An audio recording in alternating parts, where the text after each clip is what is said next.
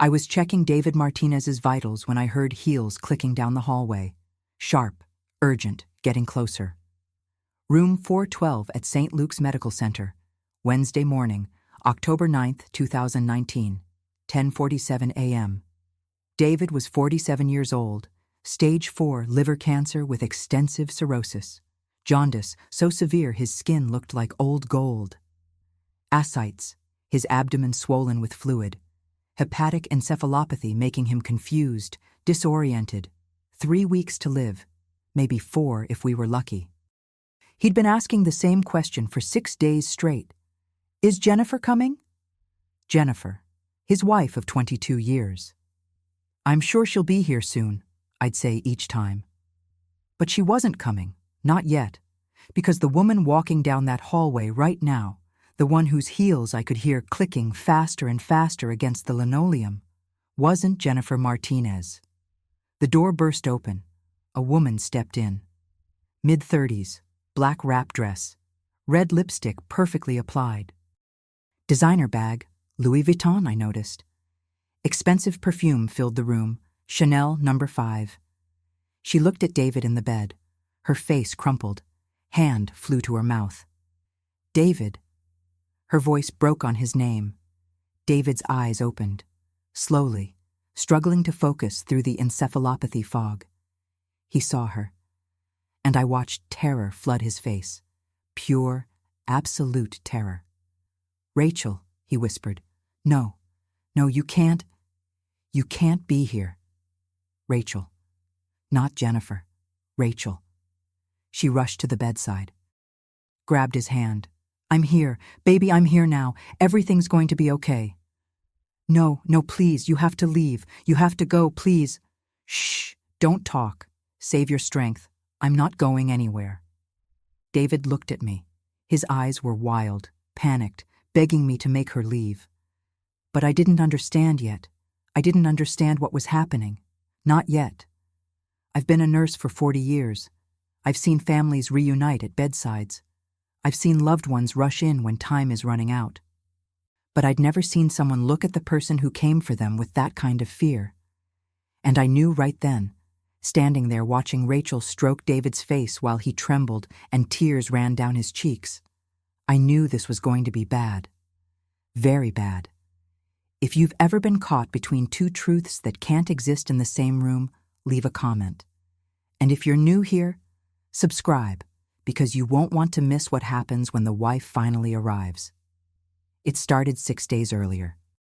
October 3rd, 2019, Thursday morning, 9:23 a.m.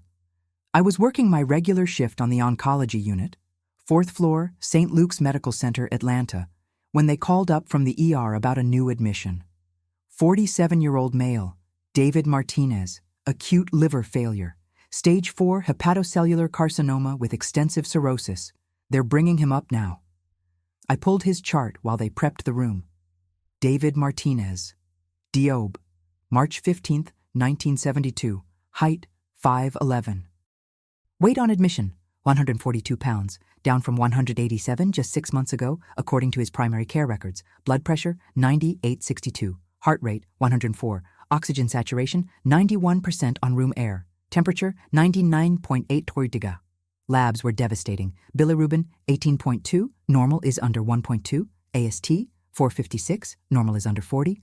ALT, 378, normal is under 40. Albumin, 2.1, normal is 3.5 to 5.5. Platelets, 43,000, normal is 150,000 to 400,000. INR, 3.8, normal is under 1.1. Ammonia, 142, normal is under 50. Creatinine, 2. 4 and rising, his liver was shutting down. Kidneys following close behind, brain swelling from ammonia buildup. The CT scan showed a 7.2 cm mass in the right hepatic lobe. Metastases to both lungs. Portal vein thrombosis. Varices, swollen veins that could rupture and cause him to bleed to death internally in minutes. Dr. Patel, the oncologist on call, had already reviewed everything. His note was brief. Patient is not a candidate for transplant due to active cancer and extensive metastatic disease. Not a candidate for surgical resection. Not a candidate for chemotherapy given current liver function. Prognosis: 3 to 4 weeks. Focus on comfort care and hospice placement. 3 to 4 weeks, maybe less. The gurney came up at 9:47 a.m. David was conscious but confused. Jaundice so severe he looked almost golden. Sclera, the whites of his eyes, bright yellow. Spider angiomas across his chest, ascites making his abdomen tight and distended. His arms and legs were thin, muscle wasting from the cancer and liver failure.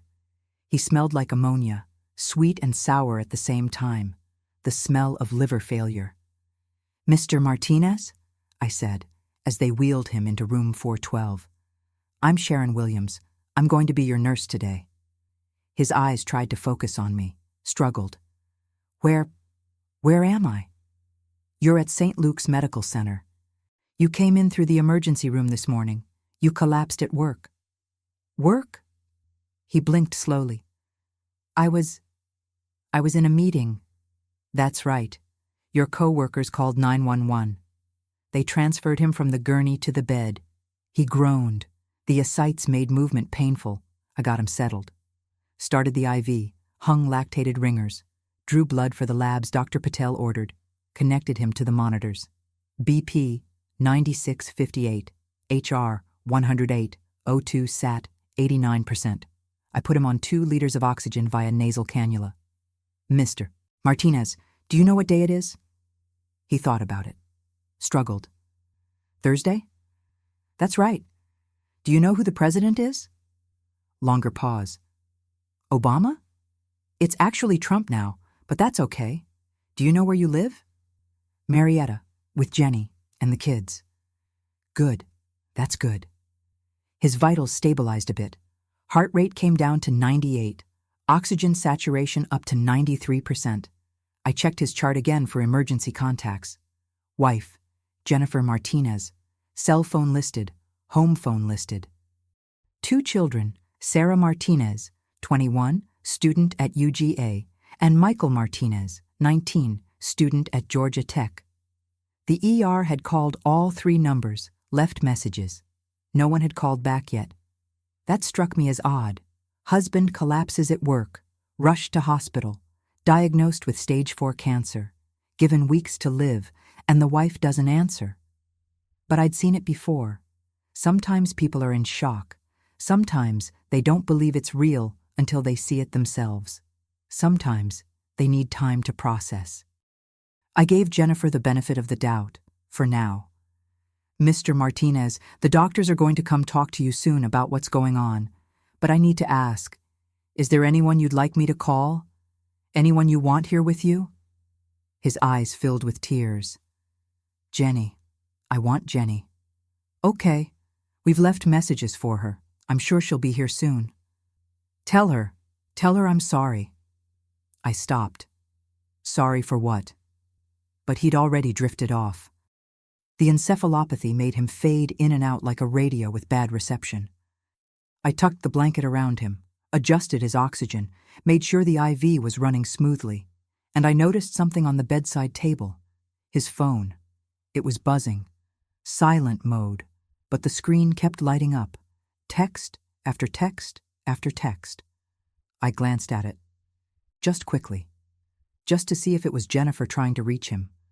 The name on the screen wasn't Jennifer. Rachel. And the preview of the most recent message made my blood run cold. "David, where are you? I'm so worried. Please call me, please." Not Jennifer, Rachel. Something about this didn't add up.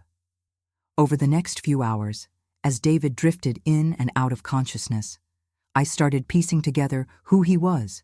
His co-workers had brought his belongings from the office. A leather briefcase, a navy blue suit jacket, car keys, wallet. I went through the wallet looking for insurance cards. Found his driver's license, Georgia, issued 2017. The photo showed a healthier man, probably 30 pounds heavier, smiling, normal skin color, business cards, David Martinez, Regional Sales Manager, Med Supply Solutions, Inc., 3 credit cards, American Express, Visa, MasterCard, photos in the sleeve, Jennifer and the kids, a family photo from what looked like a beach vacation. David had his arm around Jennifer. She was smiling. Both kids, Sarah and Michael, were teenagers in the photo. Maybe 4 or 5 years old? Another photo. Just Jennifer. Professional headshot. She was in nursing scrubs. Pretty woman. Early 50s maybe. Short hair, warm smile. The photo was old. The edges were worn. Like he'd looked at it a lot. I put the wallet aside. His briefcase had work files, sales reports, expense reports, nothing personal, except. At the bottom, under all the papers, was an envelope. Manila. Sealed. I shouldn't have opened it. It wasn't my business. But something made me. Inside was a printed email. From Jennifer Martinez Yemery, Healthcare, org, to David Martinez, OmedSupplySolutions.com. Date August 15, 2019. Subject, we need to talk. David, I found the credit card statements, the hotel charges, the restaurants, the jewelry I never received. I know you're lying. I don't know who she is. I don't know how long this has been going on, but I know, and I can't do this anymore. When you get home tonight, I'll be in the guest room. We need to talk. And this time, I want the truth. All of it. Jennifer. I read it twice. Then I put it back in the envelope, put the envelope back in the briefcase. And suddenly, everything made sense. Jennifer wasn't answering because she knew. She knew David was having an affair, and she'd moved to the guest room 6 weeks ago. Dr. Patel came by around 2 p.m. to talk to David. David was more alert. The IV fluids had helped a bit. Mr. Martinez, I'm Dr. Patel. I'm the oncologist taking care of you. Oncologist. David's voice was hoarse. That means cancer. Yes, I'm afraid it does. Dr. Patel sat down, pulled up a chair. This was going to take a while. The CT scan shows a large tumor in your liver, about 7 centimeters. That's roughly the size of a tennis ball. It's a type of cancer called hepatocellular carcinoma. It develops in people with severe liver damage, in your case, cirrhosis. David was staring at him, not blinking. The cancer has spread to your lungs, small nodules in both lungs. And your liver function is very poor. Your bilirubin is extremely high. That's why you're jaundiced, why your skin and eyes are yellow. Your kidneys are also starting to fail. How long? David asked. Dr. Patel didn't sugarcoat it. I appreciated that about him.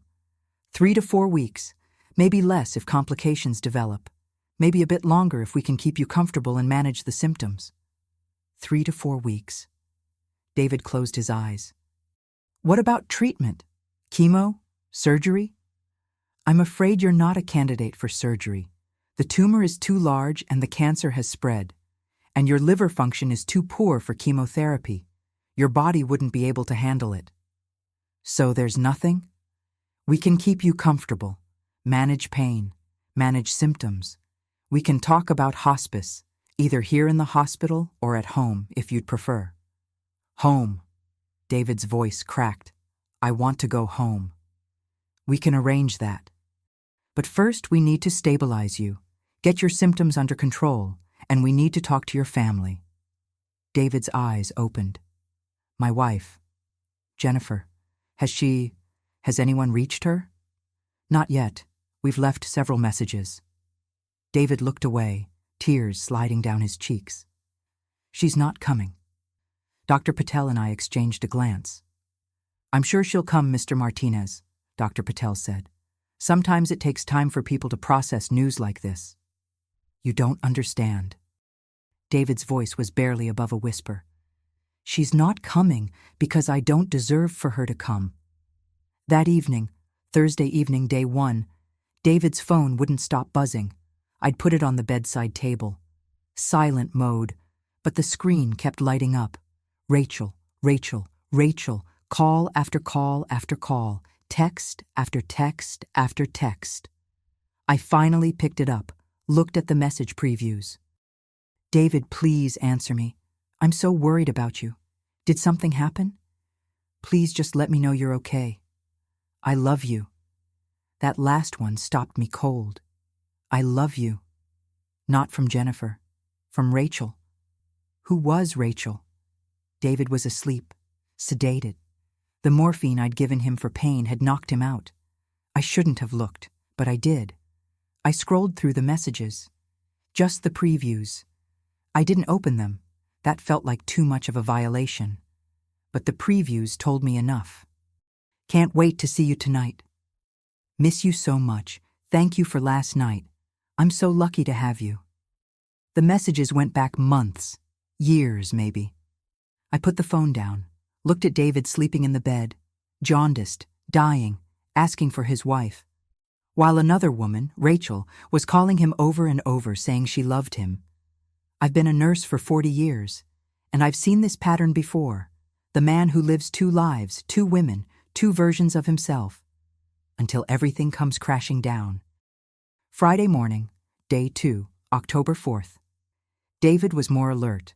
The ammonia levels had come down a bit with the lactulose Dr. Patel prescribed. I came in to do his morning assessment. Good morning, Mr. Martinez. How are you feeling? Like hell. I'm sorry. Your pain level, 1 to 10. 7, maybe 8. I adjusted his morphine pump, gave him an extra bolus. Better? Yeah, thanks. I took his vitals. Blood pressure holding steady. Heart rate a bit high. Oxygen saturation, 92%. Mr. Martinez, can I ask you something? David. Call me David. David, your phone has been ringing a lot. Someone named Rachel has been calling. Should I answer? Is she family? His face went white. Well, whiter. He was already jaundiced. No, don't answer. Is everything okay? No, nothing's okay. He looked away, stared at the wall. Rachel is someone I know, someone I shouldn't know, but I do. I waited. Has Jennifer called? Not yet, but I'm sure. She's not going to call. His voice was flat, dead. She knows. Knows what? He looked at me, and I saw something in his eyes. Shame. Pure, crushing shame. She knows about Rachel. The full story came out slowly, over hours, over days. David would tell me pieces, then stop, then tell me more, like pulling teeth. But I needed to know. I needed to understand what was happening, because Jennifer still hadn't called, still hadn't come, and Rachel was calling 20, 30 times a day, and David was dying. And someone needed to be here with him. Tell me about Jennifer, I said Friday afternoon while changing his IV bag. David was staring at the ceiling. We met in college, Georgia State, 1995. I was 23. She was 24. What was she studying? Nursing. She wanted to help people. That's all she ever wanted, to help people. He smiled a little. Sad smile. I was in business, sales and marketing. I wanted to make money. That was my goal. Make money, buy a nice house, nice cars. Give my family everything. Did you? Yeah, I did. Got a good job right out of college. Med Supply Solutions, selling medical equipment to hospitals. Started as a sales associate, worked my way up, regional manager by the time I was 35. That's impressive. I traveled a lot, 3-4 days a week, sometimes 5, all over the Southeast, Georgia, Florida, Alabama, Tennessee, the Carolinas. That must have been hard on Jennifer, on the kids. It was. She was home with Sarah and Michael, working night shifts at Emory so she could be home during the day with them. We barely saw each other. But you stayed together. Yeah, we stayed together. We made it work. He paused. Until we didn't. When did it start? I asked. With Rachel. David closed his eyes. 2015, 4 years ago. How did you meet her? Work. She worked for one of our distributors, Prestige Medical Distribution, their Atlanta office. And we met at a conference. Medical Equipment Trade Show, Orlando, January 2015. His voice got quieter. I spilled coffee on her dress, designer dress. Probably cost more than I make in a week. She was pissed. What did you do? I apologized, bought her a new dress, took her to dinner to make it up to her. And that's when it started? Not that night. That night was just talking. She told me about her job, her life. I told her about mine, or part of mine, the part that didn't include Jennifer and the kids. You lied to her? Not at first. At first I just didn't mention them, didn't mention I was married. I didn't say anything, just kept changing the IV bag, kept my hands busy, let him talk. We exchanged numbers, business cards, said we'd stay in touch, professional networking. That's all it was supposed to be. But it wasn't. No, 2 weeks later I was in Atlanta for a meeting with her company. We met for drinks, then dinner, then… He didn't finish. He didn't have to. Did you tell her you were married? Eventually, third time we met. She asked about my life, my family. I told her I had a wife, 2 kids, lived in Marietta. How did she react? She was upset, said she would have never met me if she'd known, said she wasn't that kind of person. What did you do? I told her I was going to leave Jennifer, that my marriage was already over, that we were just staying together for the kids, that I'd been unhappy for years. Was that true? David looked at me. No, it was all bullshit, every word. Friday evening, end of day 2. David's phone was buzzing again, Rachel calling for the 40th time that day. David was asleep. The morphine had him knocked out. I picked up the phone, looked at the screen. 37 missed calls from Rachel, 14 voicemails, 62 unread text messages, and 0, absolutely 0, calls or texts from Jennifer. I put the phone down. And that's when I noticed something on the floor. An envelope. Must have fallen out of David's briefcase when the orderlies moved it. I picked it up. It was addressed to David at his work address. Postmarked 3 weeks ago. September 15th. Return address. Planned Parenthood, 1289 Peachtree Street, NE, Atlanta, GA. Inside was an appointment confirmation. Ultrasound appointment, September 28, 2019, 2 p.m. Patient name, Rachel Morrison. I stared at it. Rachel had an ultrasound appointment. At Planned Parenthood, 3 weeks ago. Oh God, no. Rachel was pregnant. Saturday morning came with rain. I could hear it drumming against the window as I came on shift. 7 a.m., 4th floor oncology, room 412. David was awake when I came in, staring at the ceiling. His skin had gotten more yellow overnight. The jaundice was progressing. Good morning, David. Morning, Sharon. His voice was hoarse, dry. How's your pain? It's there. Always there. But the morphine helps. I checked his vitals. Blood pressure, 94/60.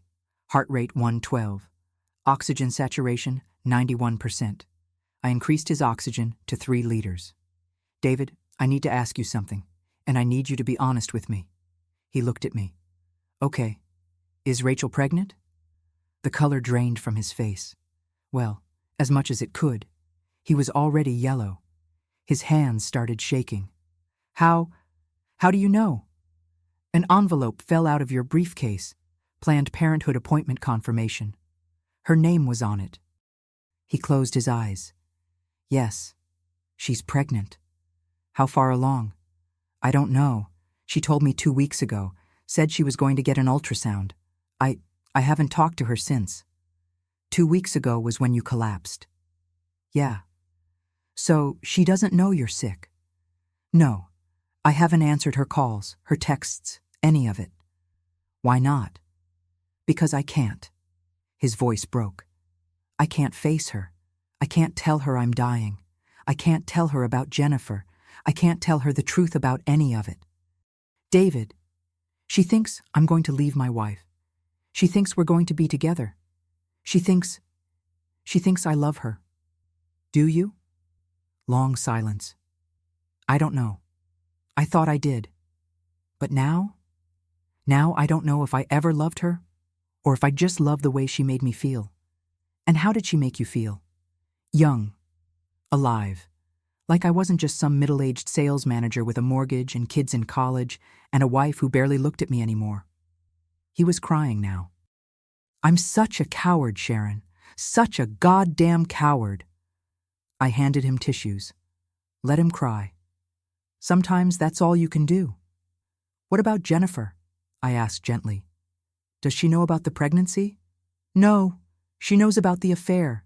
She confronted me in August, found credit card statements, hotel charges, restaurants in Atlanta on nights I said I was in Florida.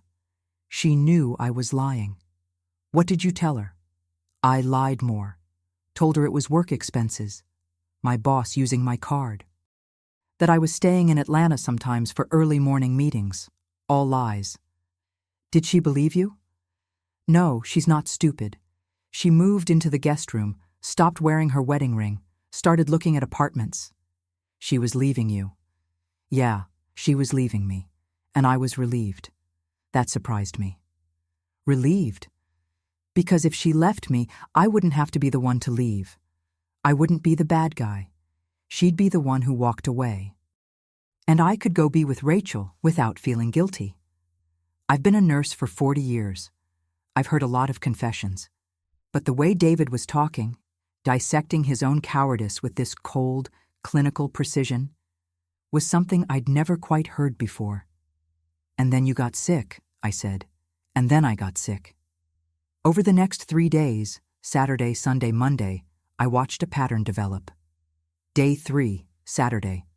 Rachel called 41 times, sent 73 text messages, voicemails piled up to 18. Day 4, Sunday. Rachel called 56 times, sent 91 text messages, voicemails jumped to 24. Day 5, Monday. Rachel called 67 times, sent 103 text messages, voicemails hit 31. Each day, the frequency increased. Each day, the messages got more desperate. I didn't read them all. That felt wrong, but I saw the previews. David, where are you? I'm scared. Please talk to me. Is it because of the baby? Did I do something wrong? Please don't abandon me. And each day, 0, absolutely 0, contact from Jennifer. No calls, no texts, no voicemails, nothing. David would drift in and out of consciousness. The hepatic encephalopathy was getting worse. His ammonia levels were climbing despite the lactulose. When he was lucid, he'd ask the same question. Has Jennifer called? Not yet. She's not going to. She hates me. I don't think she hates you, David. I think she's hurt. Same thing. On Monday afternoon, day 5, I brought it up directly. David, Rachel needs to know what's happening. She's pregnant with your child. She's terrified. She thinks you abandoned her. I did abandon her. That's not fair to her. Nothing about this is fair, Sharon. Not to her, not to Jennifer, not to my kids, not to anyone. Then make it right. Tell the truth. To someone, to everyone. Just tell the truth. He looked at me with those yellow eyes. If I tell the truth, I lose everything. David, you're already losing everything. Monday evening, day 5. David had another moment of clarity, longer this time, maybe 30 minutes where he was fully present. I used it. Tell me about the last 4 years, I said, with Rachel.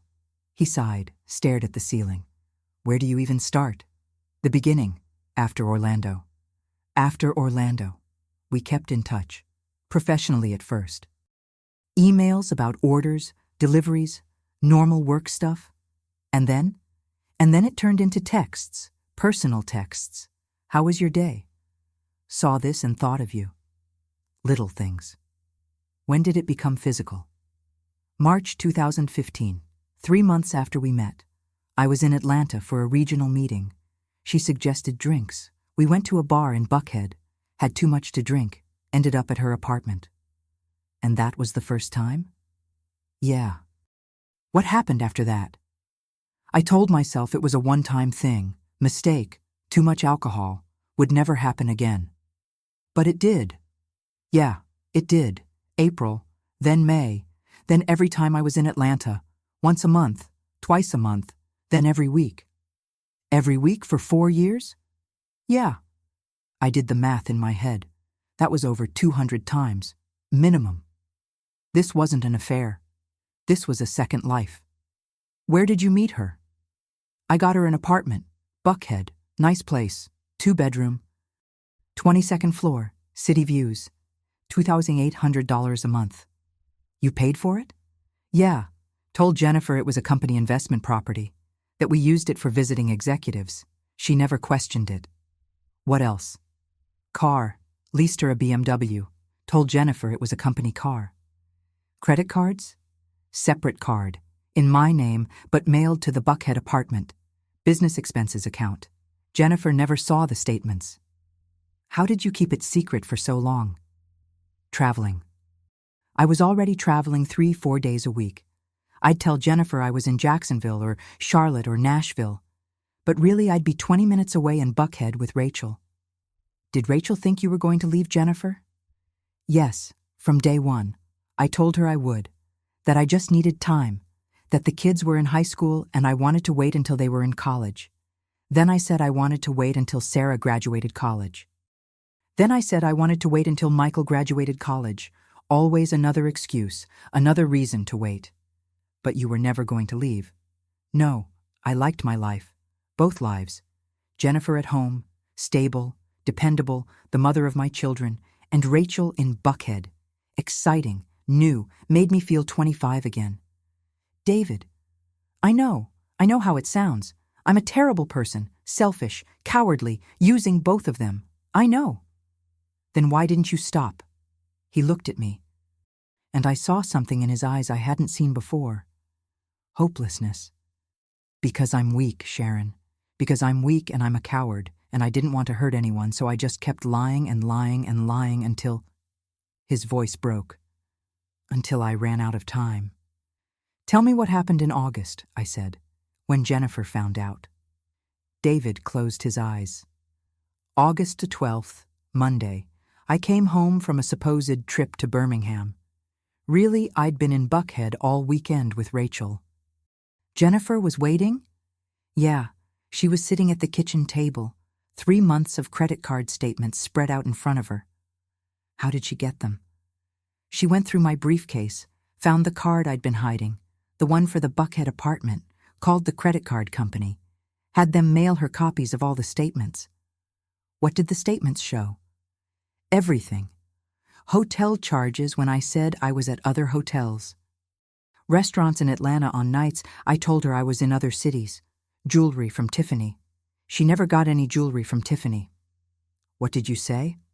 I lied. Told her it was work expenses, that my boss used my card sometimes, that the jewelry was for a client's wife. More lies. Did she believe you? For about 30 seconds. Then she pulled out her phone, showed me photos. I waited. She'd hired a private investigator, had been following me for 2 weeks. She had photos of me going into the Buckhead apartment, me and Rachel having dinner, me and Rachel walking hand in hand. Oh, God. Yeah, she had everything. What did she say? She asked me who Rachel was, how long it had been going on, if I loved her, if I was planning to leave. What did you tell her? More lies. I said it wasn't serious, that it was just physical, that I loved Jennifer, that I'd end it, that I'd never see Rachel again. Did she believe you? No. She said she couldn't trust anything I said anymore, that she was done, that she wanted a divorce. And then? She moved into the guest room that night, stopped wearing her wedding ring the next day, called a divorce lawyer the day after that. But the divorce didn't happen? No, because I got sick. I pulled out my notepad, started writing dates, building a timeline. January 2015. David meets Rachel at conference in Orlando, March 2015, first physical encounter, 2015 to 2019, 4 years of affair. Weekly meetings, Buckhead apartment, BMW, secret life. August 12, 2019, Jennifer discovers affair, confronts David, moves to guest room. August 13, 2019, Jennifer calls divorce lawyer. Mid-August 2019, David starts feeling sick, fatigue, weight loss, abdominal pain. September 15, 2019, Rachel discovers she's pregnant, makes appointment at Planned Parenthood. September 20th, 2019, Rachel tells David she's pregnant. September 28, 2019. Rachel's ultrasound appointment. David doesn't go. October 1st, 2019. David collapses at work. October 3rd, 2019. David admitted to St. Luke's Medical Center. Diagnosed with stage 4 liver cancer. 3 to 4 weeks to live. October 5th, 2019. Today, day 5. Rachel doesn't know David is dying. Jennifer won't answer phone. David is alone. I stared at the timeline. 4 years of lies. A pregnant mistress who thinks they're building a future together. A wife who knows the truth and wants nothing to do with him. 2 kids who don't know their father is dying. And David, caught in the middle of it all, too afraid to tell anyone the truth. Monday evening, day 5, 7:43 p.m. I was doing David's evening medications when his phone rang again. Rachel. For the 67th time that day, David was awake, lucid. He stared at the phone. "Do you want me to answer?" I asked. "No." "David, she's pregnant. She needs to know." "I can't, Sharon. I can't tell her. If I tell her I'm dying, she'll come here. And if she comes here, and Jennifer—" He stopped. And that's when I realized something. "You're more afraid of them meeting than you are of dying." He looked at me. "Yes." "Why?" "Because if they meet, they'll both know the truth. Jennifer will know I was never going to leave. Rachel will know I was lying the whole time. And they'll both know I'm not the man either of them thought I was. David, they're going to find out eventually. You're dying. Your obituary will be public. Rachel will see it. She'll know. But I won't have to see the look on her face when she realizes I lied. I won't have to hear what Jennifer says when she finds out about the pregnancy. I'll be dead. I'll be gone. And I won't have to face any of it. I've been a nurse for 40 years. And I've never, not once, met someone who would rather die than face the consequences of their actions. But that's exactly what David was doing. He was choosing death over accountability. And somehow, that felt like the saddest thing of all. That night, Monday night, day 5, I made a decision. I was going to call Jennifer. David couldn't do it. He was too far gone, too confused, too scared. But someone needed to tell his wife he was dying. I found her number in the chart, went to the hallway. Took a deep breath, dialed. It rang 4 times. I thought it would go to voicemail. Then, "Hello?" Jennifer's voice, cold, controlled. "Mrs. Martinez, this is Sharon Williams. I'm a nurse at St. Luke's Medical Center. I'm taking care of your husband." Silence. "Mrs. Martinez? I know who you are. The hospital has left me 7 messages." "Yes, ma'am. I'm calling because David has been asking for you, and I think you should come." "How sick is he?" Her voice was flat. No emotion at all. "Very sick, ma'am. Stage 4 liver cancer, 3 to 4 weeks, maybe less." More silence. "Is he dying?" "Yes, ma'am." I heard her take a breath. "Good." The word hit me like a punch. "Mrs. Martinez, do you know what he did to me, Sharon? Do you know what 22 years of marriage looks like when you find out your husband has been fucking someone else for 4 years? I didn't answer. He's been lying to me since 2015, 4 years. 4 years of business trips that weren't business trips. 4 years of coming home smelling like someone else's perfume. 4 years of telling me he loved me while he was in bed with her. Ma'am, so no, I'm not coming.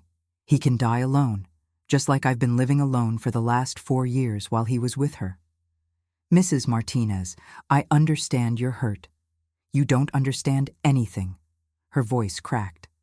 "I gave him everything. I worked night shifts so he could build his career. I raised his children. I believed every lie he told me. And he threw it all away for some 25-year-old with nice tits." Rachel was 35, but I didn't correct her. "Does she know?" Jennifer asked. "Know what?"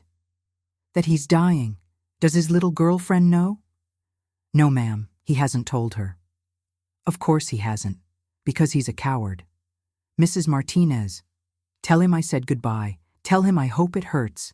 Tell him I hope he dies thinking about everything he threw away. Ma'am, please. And Sharon, one more thing. Yes? Tell Rachel, tell his pregnant mistress that she can have him, all of him. The dying, lying piece of shit. She can have him. The line went dead. I stood there in the hallway, phone still to my ear. Jennifer knew about the pregnancy. She knew everything. And she wasn't coming. Tuesday morning, day 6.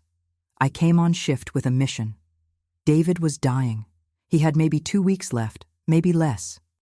And he was going to die with this lie between everyone, unless I did something about it.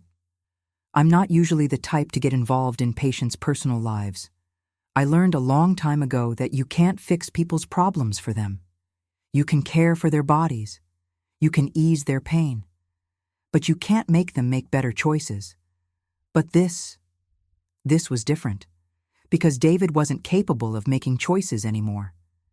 The encephalopathy was too severe. He'd drift in and out, confused, disoriented, repeating the same questions over and over. Has Jennifer called? Not yet, David. She's not coming, is she? I don't know. I deserve this. No one deserves to die alone. I do. Around 10 a.m., Dr. Patel came by for rounds. How's he doing, Sharon? Declining. Ammonia levels up to 156 despite maximum lactulose. Bilirubin climbing. Kidney function deteriorating. Ascites worsening. How long do you think? A week. Maybe 2. Dr. Patel nodded. Have we reached family? Wife isn't coming. Kids don't know yet. Why don't the kids know? Because David hasn't told them, and Jennifer refuses to tell them. Dr. Patel frowned. That's unusual. There's a lot that's unusual about this case. He looked at David sleeping in the bed. Should we contact the kids directly? We have their phone numbers. I don't know if that's our place. Sharon, he's dying. They deserve to know their father is dying. I agree. But there are complications. What kind of complications? I hesitated. HIPAA regulations meant I couldn't just tell him about Rachel, about the affair, about the pregnancy. But I could be vague. Family dynamics. It's messy. Dr. Patel sighed. It's always messy, but call them anyway. They'll regret it if they don't get to say goodbye. I waited until lunch, went to the break room, pulled out my phone. Sarah Martinez's number was in David's chart as an emergency contact. I dialed. It rang 3 times. Then, hello? Young woman's voice, early 20s. Sarah Martinez? Yes? This is Sharon Williams. I'm a nurse at St. Luke's Medical Center in Atlanta. I'm taking care of your father, David Martinez. Silence. Sarah? What happened? Your father is very sick. He's been here since last Thursday. We've been trying to reach you and your mother, but my mother knows. Yes, we've left her several messages, and she hasn't come. It wasn't a question. No. Sarah made a sound. Half laugh, half sob. Of course she hasn't. Sarah, your father has stage 4 liver cancer. He doesn't have much time, maybe a week or 2. I know. That surprised me. You know? My mom told me, 2 weeks ago. She called and said Dad was sick, that he'd collapsed at work, that he was dying. And you didn't come? Silence. Sarah? I'm not coming, Sharon. But he's your father. He stopped being my father 4 years ago when he started fucking Rachel. There it was. Out in the open. You knew about the affair? Of course I knew. I'm not stupid. I saw the texts on his phone, the credit card bills, the way he'd leave the house smelling like cologne and come back smelling like someone else. Did you confront him? Once. Last year, Christmas. I asked him point blank if he was cheating on Mom. He looked me in the eye and said no. What did you say? I called him a liar. He told me I was being disrespectful. We haven't really talked since. She paused. So no, I'm not coming. He made his choices. Now he gets to live with them. Sarah, tell him I said goodbye. Tell him I hope Rachel was worth it. She hung up. I sat there staring at my phone. 2 down. Jennifer and Sarah both refusing to come. 1 more to try. Michael Martinez, 19, student at Georgia Tech. I dialed his number, voicemail. Hi, you've reached Michael. Leave a message. Beep. Michael, this is Sharon Williams. I'm a nurse at St. Luke's Medical Center. I'm taking care of your father, David Martinez. He's very sick, and I think you should come visit him. Please, call me back at this number. I hung up. All I could do now was wait. Tuesday afternoon, day 6. I was in David's room changing his IV bag when I heard something fall. I looked down. David's wallet had slipped out of his briefcase again, and something had fallen out. Not money, not credit cards, photos, 3 photos. I picked them up. First photo, Rachel, professional headshot. Beautiful woman, mid-30s, long dark hair, green eyes, bright smile, written on the back in David's handwriting, Rachel, Orlando, 2015, the day that changed everything. Second photo, Rachel and David together, selfie, both smiling, city skyline in the background, Atlanta. Rachel was kissing his cheek. Written on the back, Buckhead, anniversary, year 3, I love you. Third photo, recent. Rachel holding something small and white in her hand, a pregnancy test, positive. She was smiling. Crying, happy. Written on the back, September 2019. We're going to be parents. I can't wait to tell everyone. I stared at that third photo. Rachel was so happy. She thought she was building a future with David. She thought he was going to leave Jennifer. She thought they were going to be a family. She had no idea he was dying. She had no idea he'd been lying to her for 4 years. She had no idea Jennifer knew everything. I put the photos back in the wallet. Put the wallet back in the briefcase, and I made a decision. Rachel needed to know the truth. All of it. Tuesday evening, day 6. David was barely conscious. Morphine and encephalopathy had him mostly knocked out. I shouldn't have done what I did next.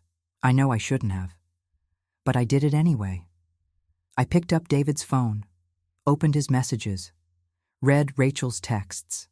Not just the previews, all of them. I needed to understand. The messages went back years, thousands of them. I scrolled to the beginning. January 2015. David, nice meeting you today at the conference. Sorry again about the coffee. Rachel, ha, my dress will recover. It was nice meeting you too. March 2015. David, in Atlanta next week for meetings. Want to grab drinks? Rachel, I'd love to. When? David, Thursday night. Rachel, it's a date, and that's how it started. Innocent, friendly, then it changed. April 2015. Rachel, last night was amazing. I can't stop thinking about you. David, me too. When can I see you again? Rachel, whenever you want. The messages got more frequent, more intimate. By June 2015. Rachel, I know this is complicated. I know you're married, but I think I'm falling in love with you. David, I'm falling in love with you too. I'm going to leave her, I promise. I just need time. That promise. I'm going to leave her.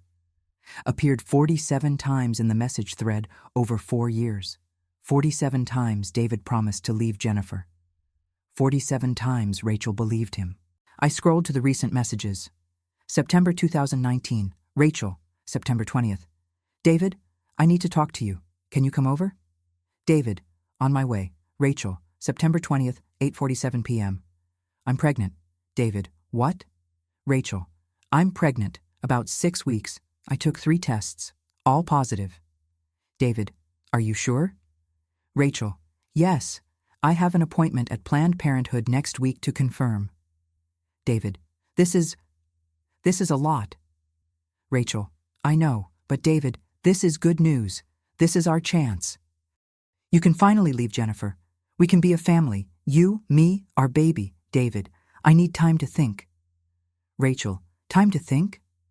David, I'm pregnant with your baby. David, I know. I just need to process this. Rachel, do you want me to keep it? David, of course I do. I need time. And that was the last text exchange, September 20th. After that, David stopped responding. Rachel's messages continued. September 21st. David, are you okay? September 22nd. Please talk to me. September 23. I'm scared.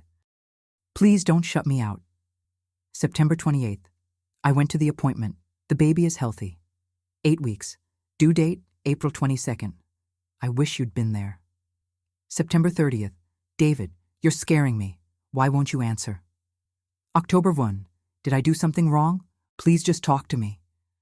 October 2nd. I love you. Please don't abandon me. And then, October 3rd, the day David was admitted. October 3rd. David, where are you? I went by the Buckhead apartment. You're not there? Your car's not there. Please answer me. The messages continued, more desperate each day. October 7th, yesterday. It's been 2 weeks, 2 weeks. I'm pregnant and terrified, and you won't even answer your phone. If you don't want this baby, just tell me. Don't leave me guessing. I put the phone down. Rachel wasn't just pregnant and scared. She was being ghosted by the father of her child, who was dying in a hospital bed 20 minutes away from her, and she had no idea. I needed to understand Jennifer's side too, so I did something I probably shouldn't have done. I looked up Jennifer Martinez on Facebook. Her profile was public, lots of photos, posts about her nursing job at Emory, posts about Sarah and Michael, no posts about David, not for months. The last time she mentioned him was June 2019. A photo of them at Sarah's graduation from UGA, both smiling, looking happy. The caption, "So proud of our daughter. What a day." That was 2 months before she found the credit card statements.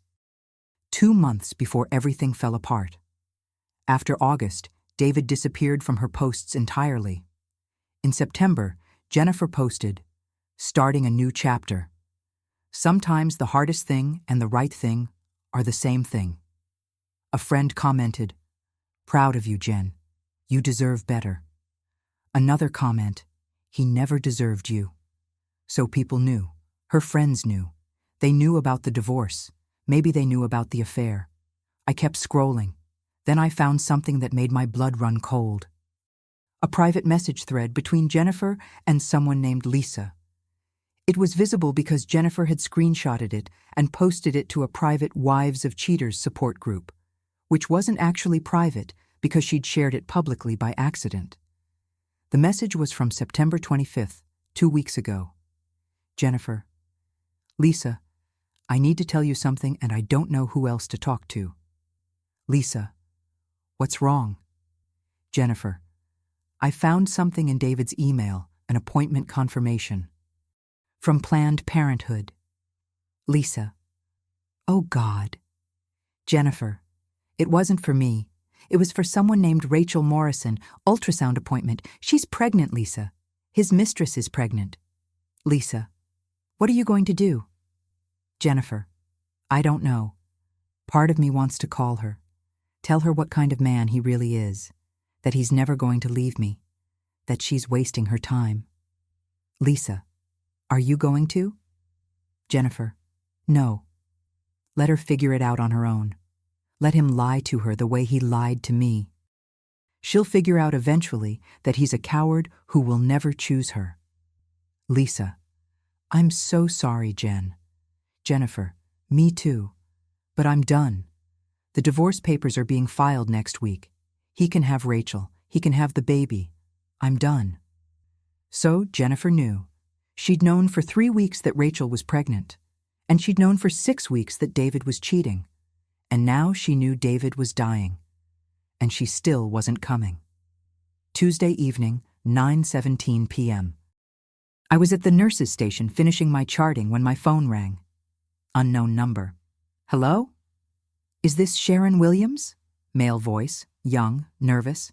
Yes, who's this? Michael Martinez, you called me about my dad. I sat up straight. Michael, thank you for calling back.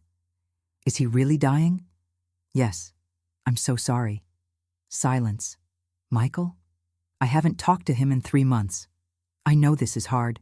He destroyed our family. Michael's voice was shaking. My mom is the strongest person I know. She worked nights for 20 years so he could travel for his job.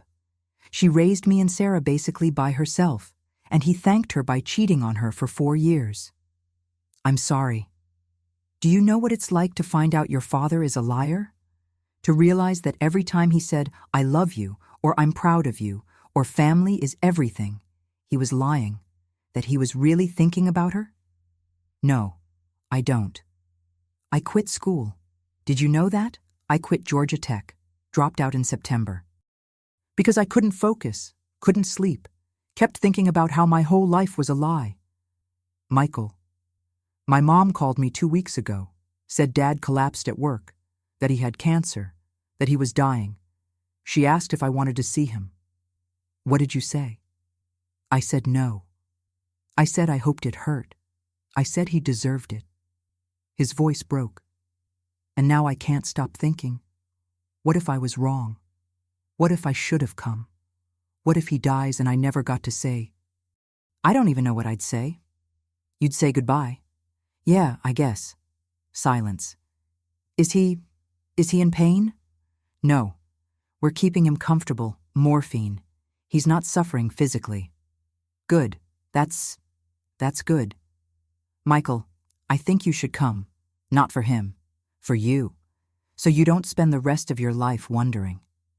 Will my mom be there? I don't think so. Good. I don't want to see her cry over him. He doesn't deserve her tears. When can you come? Tomorrow. I'll come tomorrow. Okay, he's in room 412, 4th floor. Okay? Michael? Yeah? He asks for you, every day. He asks for you and Sarah and your mom. He knows he messed up. He knows what he did. Good. He should know. And he hung up. Tuesday night, 11:43 p.m. My shift was almost over. David was sleeping, vitals declining, blood pressure 88/54, heart rate 118, oxygen saturation 88% on 4 liters. He was getting worse, faster than I expected. Maybe a week left, maybe less. I was gathering my things to leave when David's phone buzzed.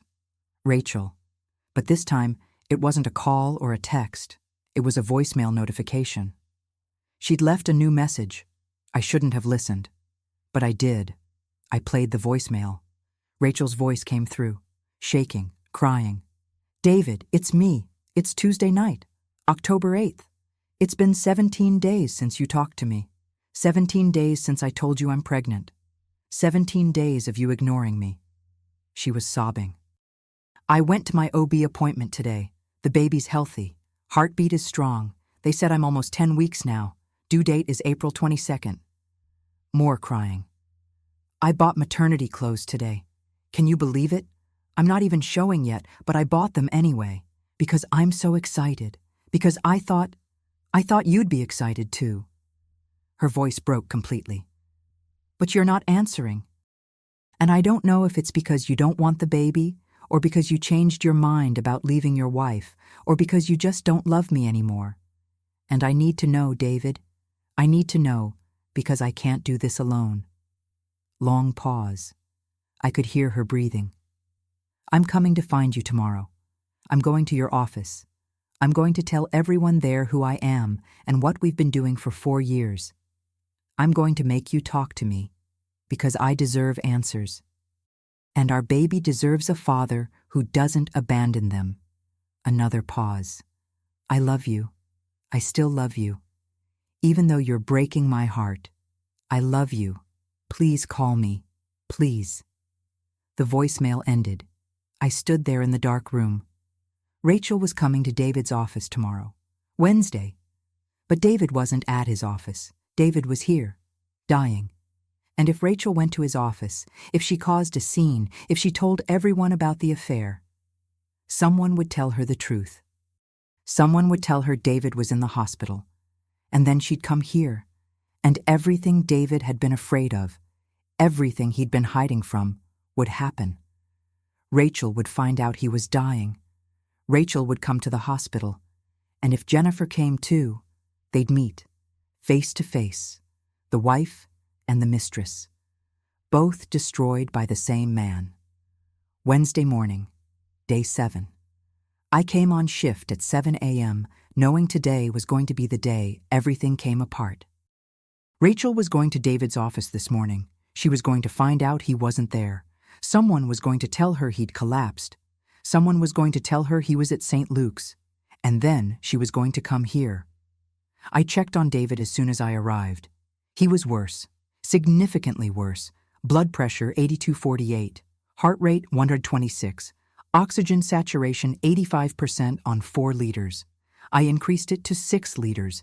His skin was darker yellow, almost orange now. The jaundice was severe. Ascites had gotten worse too. His abdomen was so distended it looked like he'd swallowed a basketball. He was barely conscious, eyes opening for a few seconds, then closing again. "David," I said softly, "can you hear me?" His eyes flickered open. "Sharon." "I'm here." "Jenny? Is Jenny here?" "Not yet. She's not coming." "I know." Tears leaked from the corners of his eyes. "I'm going to die alone." "No, you're not alone. I'm here." "That's not the same." He closed his eyes again. And I realized something. David didn't just want Jennifer here. He needed her forgiveness. He needed to know that despite everything he'd done, all the lies, all the betrayal, all the pain, he wasn't beyond redemption. But Jennifer wasn't coming, and Rachel didn't know the truth. And Michael said he'd come today, but I didn't know if he'd actually show up. And Sarah refused to come, and David was dying, alone. Just like he feared, just like he deserved, according to Jennifer.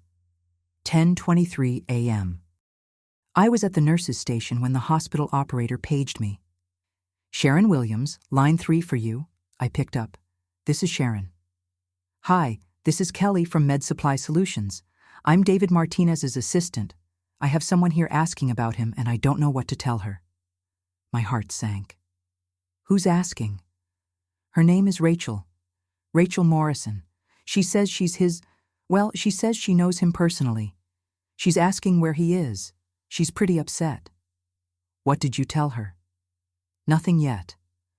I said I needed to check with the hospital first. She's making a scene. Should I call security?" "No, don't call security. Tell her David is at St. Luke's Medical Center, 4th floor, room 412. "Are you sure?" "Yes, she needs to know." "Okay, I'll tell her." Kelly hung up. I sat there staring at the phone. It was 10:23 a.m. Med Supply Solutions was 15 minutes away. Rachel would be here by 10:45 a.m., maybe sooner if she drove fast. And I needed to prepare David. I needed to tell him Rachel was coming. I went back to room 412. David was awake, sort of, eyes half open. "David, I need to tell you something." "What?" "Rachel knows you're here. She went to your office looking for you. They told her you're in the hospital. She's coming." His eyes went wide. No, she can't. You have to tell her not to come." "David, she's pregnant and scared, and she thought you abandoned her. She'd fast." And I needed to prepare David. I needed to tell him Rachel was coming. I went back to room 412. David was awake, sort of, eyes half open. "David, I need to tell you something." "What?" "Rachel knows you're here. She went to your office looking for you. They told her you're in the hospital. She's coming." His eyes went wide. No, she can't.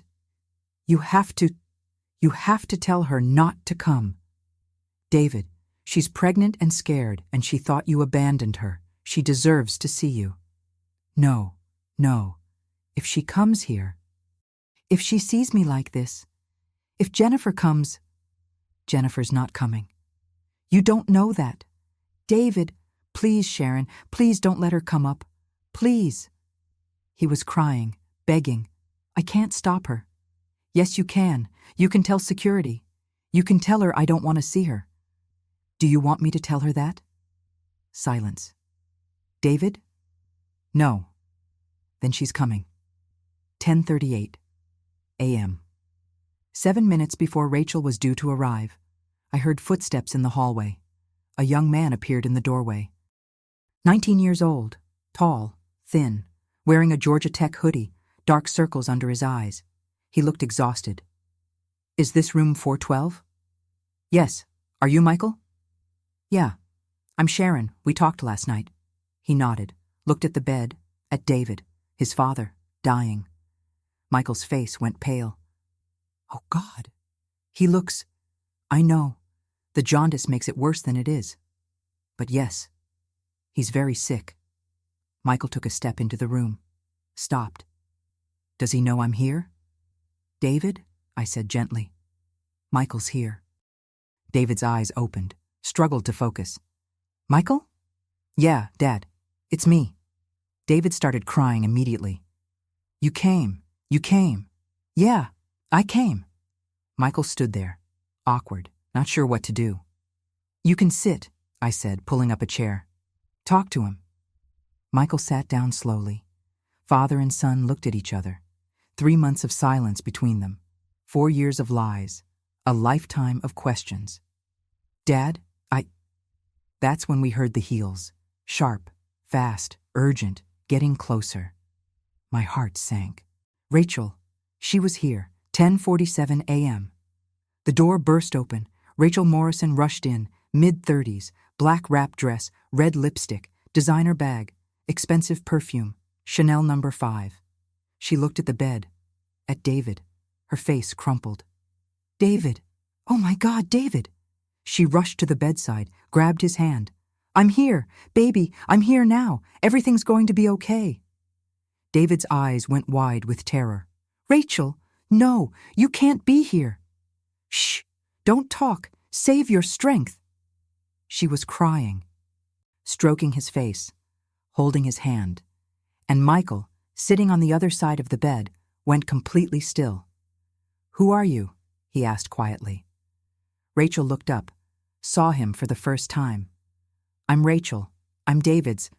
I'm his. She looked at David. Who is this? That's Michael, I said quietly. David's son. Rachel's face went white. His son. Yes. She looked at Michael, then at David, then back at Michael. You never told me you had a son. Michael stood up. And he never told us he had a girlfriend. The word girlfriend hung in the air. I'm not his girlfriend, Rachel said. I'm his... We've been together for 4 years. He was going to leave his wife. We were going to... She stopped, looked at David. You told your son about your wife? David couldn't answer. The encephalopathy and the shock had him frozen. Michael's voice was cold as ice. Of course he told me about my mother, because she's his wife, of 22 years. Who he's been cheating on? With you. Rachel stepped back like she'd been slapped. Cheating? No. He was leaving her. He told me. He lied. Michael's voice was shaking with rage. He's been lying to you, just like he lied to my mom, just like he lied to me and my sister. He's a liar. That's what he does. Rachel looked at David. David, is that true? Were you lying? David's eyes filled with tears. Rachel, I'm sorry. I'm so sorry.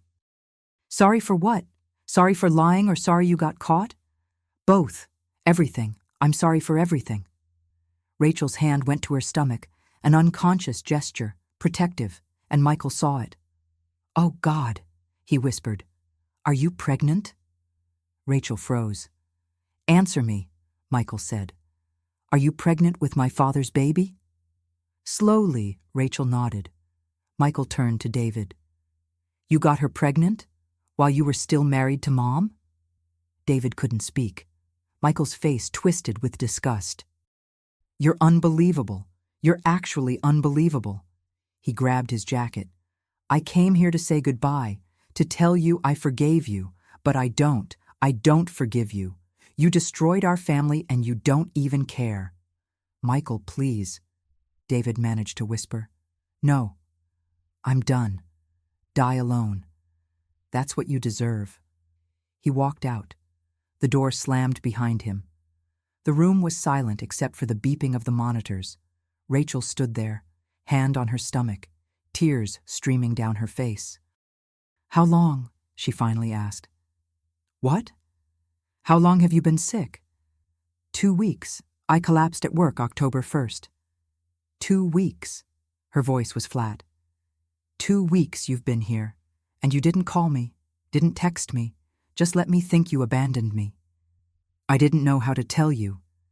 How to tell me what? That you were dying? Or that you'd been lying to me for 4 years about leaving your wife? David closed his eyes. Both. Rachel made a sound. Not quite a laugh, not quite a sob. I'm such an idiot. No? Yes. Yes, I am. 4 years, David. 4 years I waited for you. 4 years I believed you when you said you were leaving her, that we were going to be together, that you loved me. I do love you. No. No, you don't. You love the idea of me. You love having me as your escape. But you don't love me. Because if you loved me, you would have left her. You would have chosen me. She pulled off her necklace. A delicate gold chain with a small diamond pendant. The jewelry from Tiffany Jennifer had found on the credit card statements. Rachel threw it at him. You told me this was a promise, that you were going to leave her, that we were going to build a life together. The necklace landed on his chest. I meant it when I said it. But you didn't mean it enough to actually do it. She was right, and David knew it. I'm sorry, he whispered. I'm so sorry, Rachel. Stop saying you're sorry. Sorry doesn't fix this. Sorry doesn't give me back 4 years of my life. Sorry doesn't make me unpregnant with your baby. She grabbed her bag. Wait, David said. Please don't go. Let me explain. Explain what? How you lied to me every day for 4 years? How you promised to leave your wife but never planned to? How you let me believe we had a future when you knew we didn't? I wanted to believe it too. But you didn't believe it enough to make it real. She turned to leave, stopped at the door. I'm pregnant with your baby, and you're dying, and I don't know what to do. Rachel, do you even want this baby? The question hung in the air.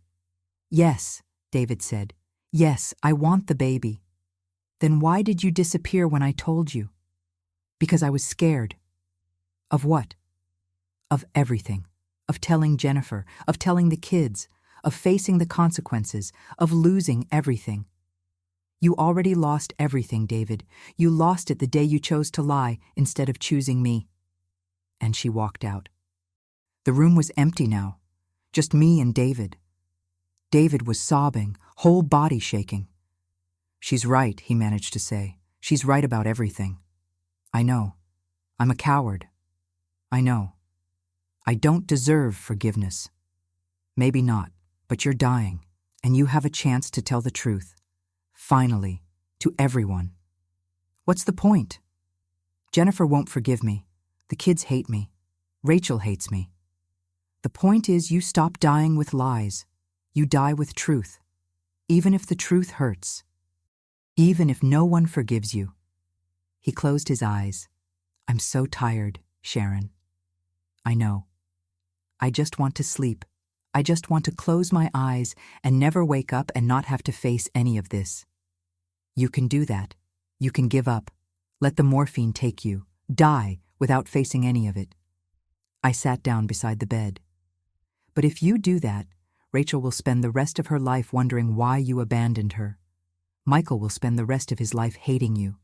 Sarah will never get closure. Jennifer will never understand why you did what you did. They don't deserve my explanations. Maybe not, but they deserve the truth. David opened his eyes. What if I tell the truth and they still hate me? Then they hate you, but at least they'll hate you for who you actually are, not for who they think you are. I don't know if I can face them.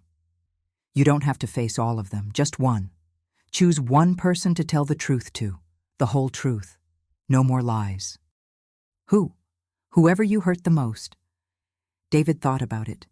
Jennifer. I hurt Jennifer the most. Then tell her, call her, tell her everything. She won't answer.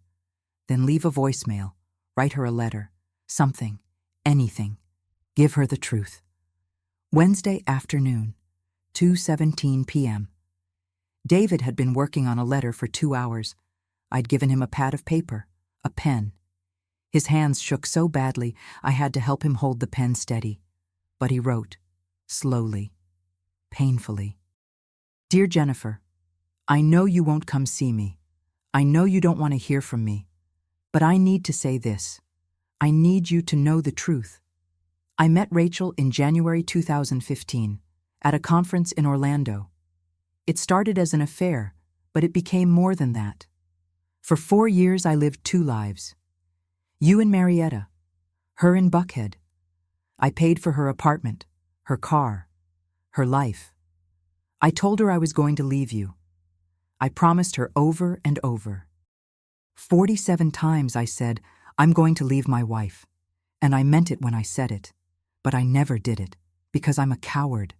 I wanted both lives, the stability of you and the kids, and the excitement of Rachel. I wanted it all. And I thought I could have it all if I just kept lying. But you found out.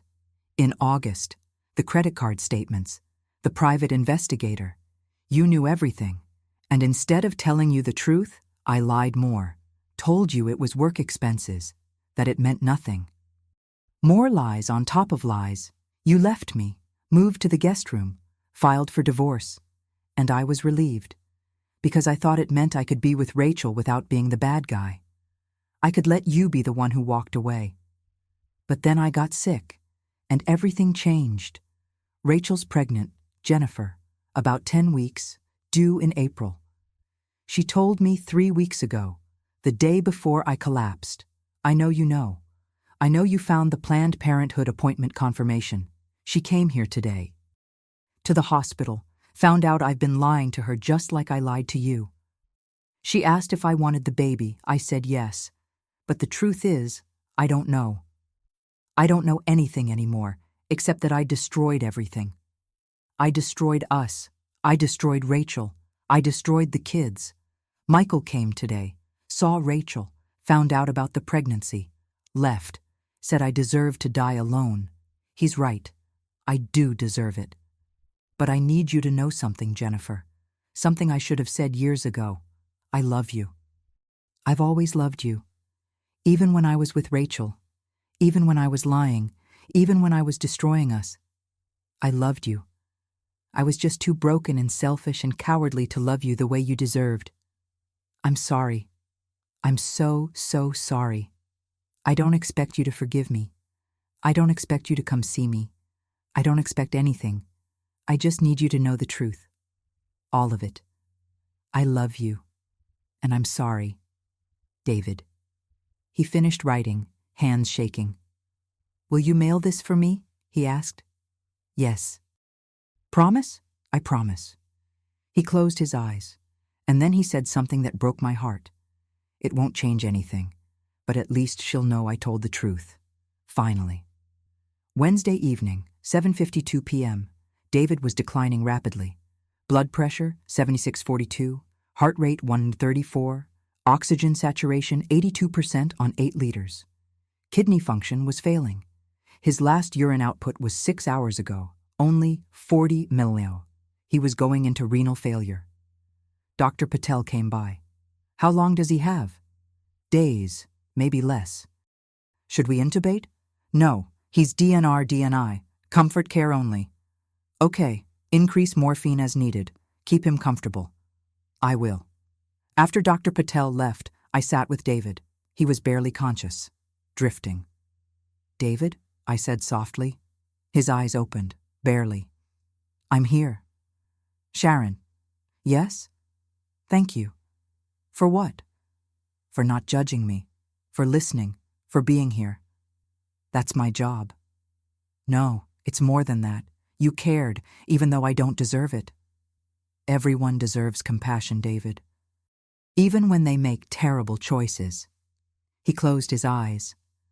I wish I'd made different choices. I know. I wish I'd chosen Jennifer from the beginning, chosen her every day, been the husband she deserved. Why didn't you? Because I'm weak. Because I wanted more than I had. Because I thought happiness was something outside of me instead of something I had to create. He opened his eyes, looked at me. Don't make my mistakes, Sharon. If you love someone, choose them. Every day. Don't wait until you're dying to realize what you had. I won't. Promise? I promise. He smiled. Just a little. Good. Wednesday night, 11:34 p.m. I was getting ready to leave when the floor phone rang. I answered. Fourth floor nurses station, this is Sharon. Sharon, this is security. There's a woman here insisting she needs to see David Martinez. She says she's his wife. Should I send her up? My heart stopped. What's her name? Jennifer Martinez. Jennifer. After 7 days of refusing to come, after telling me she hoped he died alone, after everything, she was here. Sharon, should I send her up? I looked at room 412, at David sleeping in the bed, dying. He'd been asking for her for 7 days, and now she was here. Yes, I said. Send her up. I hung up, went to David's room. David? I said gently, shaking him awake. His eyes opened, confused. What? Jennifer's here. His eyes went wide. What? She's coming up, right now. No. No, I look terrible. I need to clean up. David, you don't have time. She's coming now. He started crying. I'm not ready. I don't know what to say. Tell her the truth. I already wrote it in the letter. Then tell her again, to her face. I heard footsteps in the hallway, heels clicking. Not rushed, not urgent, slow, deliberate. The footsteps of someone who'd made peace with what they were about to do. The door opened. Jennifer Martinez stepped into the room. 51 years old, wearing her nursing scrubs, navy blue, same as mine. She'd come straight from her shift at Emory, short gray hair, no makeup, no wedding ring. She looked at David, and her face didn't change. No emotion, no tears, nothing. Just cold, controlled observation. Hello, David. Wednesday night, 11:47 p.m. Jennifer stood in the doorway. David stared at her from the bed. 7 days he'd been asking for her. 7 days of, is Jennifer coming? 7 days of hoping she'd forgive him? And now she was here. But she didn't look like she'd come to forgive him. She looked like she'd come to deliver a verdict. Jennifer, David whispered, you came. Don't. Her voice was flat, cold. Don't act like this means something. Don't act like I'm here because I forgive you. Then why are you here? Because despite everything you've done, all the lying, all the cheating, all the pain, I couldn't let you die without seeing you one last time. She walked into the room, slowly, deliberately, pulled up a chair, sat down, but she didn't touch him, didn't reach for his hand, didn't get close, just sat there, looking at him. You look terrible, she said. I know. The jaundice is severe. Your liver is failing completely. I know. How long do you have? Days, maybe less. She nodded. Dr. Patel called me yesterday, told me your prognosis, said you were asking for me. I've been asking for you since I got here. I know. The hospital left me 17 messages. Why didn't you come? Jennifer leaned back in her chair. Because I was angry. Because I wanted you to feel what I felt. Abandoned, alone, wondering if anyone was coming. I understand. No, you don't. You have no idea what it's like to give someone 22 years of your life and have them throw it away for someone younger and prettier. Jennifer, I worked night shifts for 20 years so you could build your career, David. I raised your children. I made you dinner and did your laundry and listened to your problems and believed every lie you told me. Her voice was getting louder. I believed you when you said you were in Jacksonville. I believed you when you said you were in Charlotte. I believed you when you came home smelling like perfume and said it was from a coworker who hugged you goodbye. I'm sorry. Stop saying you're sorry. Sorry doesn't fix 22 years of lies. She stood up, started pacing. Do you know what it's like to find credit card statements showing hotel charges on your anniversary, while I was at home alone thinking you were on a business trip? David closed his eyes. Do you know what it's like to hire a private investigator and watch them show you photos of your husband walking into an apartment building with another woman, holding her hand, kissing her? Jennifer, please. Do you know what it's like to realize your entire marriage was a lie? She stopped pacing, looked at him. That's what you did to me, David. You made me question everything, every happy moment, every I love you, every time you held me. I don't know what was real and what was you pretending. It was all real, David said. My love for you was real. Jennifer laughed, but there was no humor in it. How can you say that? How can you say you loved me when you were sleeping with her? Because I did. I do. I never stopped loving you. Then why did you cheat? The question hung in the air. Why? The question Jennifer had been asking herself for 2 months. The question David had been avoiding for 4 years. Because I'm selfish, David finally said. Because I wanted everything. You and her, stability and excitement, the life we built and the life I imagined. And you thought you could have both? Yes. I thought if I just kept everyone separate, kept you and Marietta and Rachel in Buckhead, I could have both lives. Forever. That's not how life works, David. I know that now. Jennifer sat back down. Tell me about her. What? Tell me about Rachel. I want to hear it from you, not from a private investigator, not from credit card statements, from you. David took a breath. We met at a conference in 2015, January, Orlando, medical equipment trade show. And I spilled coffee on her dress. Expensive dress. I offered to buy her a new one. Took her to dinner to apologize. And that's when it started? Not that night. That night was just talking. But we exchanged numbers. 2 weeks later, I was in Atlanta, and we met for drinks. And then? And then it became physical. Then it became an affair. Then it became more than an affair. What does that mean? It means I fell in love with her. Jennifer flinched, like he'd hit her. You fell in love with her. Yes. While you were still married to me. Yes. While you were coming home to me every night. Yes. While you were telling me you loved me.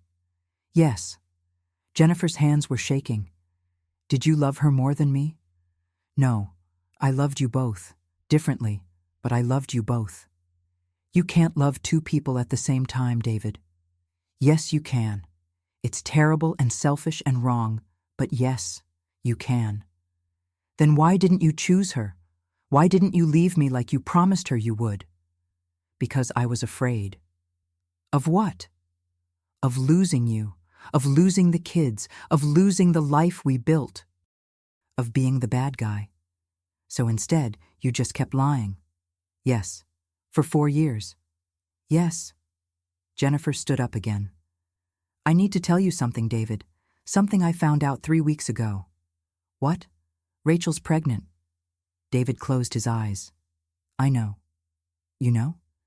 She told me. 3 weeks ago, September 20th, the day before I collapsed.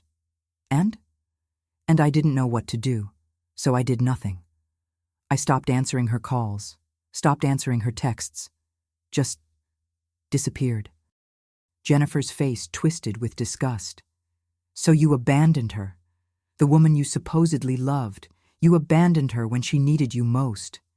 Yes. You're a coward. I know. You're a selfish, cowardly liar. I know. Jennifer walked to the window, looked out at the city lights. She came here today, didn't she? Rachel. How did you know? Because I was sitting in the parking lot when she arrived. I saw her run in, saw her leave 2 hours later crying. David stared at her. You were here? In the parking lot? Yes. Why didn't you come in? Because I wanted to see if she'd come. I wanted to see if you'd tell her the truth. I wanted to know if you were capable of honesty. Finally. Did I pass your test? No. She left crying and confused, just like I left crying and confused 2 months ago. You don't know how to tell the truth, David. All you know how to do is lie. Jennifer turned from the window, looked at David, and said something that changed everything. There's something else you should know. What? I'm not here to forgive you. I know. I'm here to tell you that I know everything, not just about Rachel, not just about the affair, not just about the pregnancy. What are you talking about? Jennifer pulled out her phone, opened her photos, showed David the screen. It was a photo of a woman, mid-20s, blonde, beautiful. Who is that? David asked. You tell me. David went white, whiter. That's Melissa. Yes, I know. Melissa, the third woman. How did you... The private investigator didn't just follow you to Rachel's apartment. She followed you everywhere for 3 weeks, every day. Jennifer sat down. 2 weeks after I hired her, she called me, said she had something I needed to see. I went to her office. She showed me photos. She scrolled through her phone, showed David more pictures. David entering a different apartment building, not Buckhead, Midtown. David with a blonde woman, younger. Mid-20s, David kissing her on a street corner. Her name is Melissa Chen. She's 26 years old, works as a pharmaceutical sales rep, lives in Midtown. You met her at a medical conference in Nashville 18 months ago. David couldn't speak. You've been seeing her once a month since March 2018. Told her the same lies you told Rachel, that you were leaving your wife, that you loved her, that you were building a future together. Jennifer, Does she know about Rachel? No. Does Rachel know about her? No.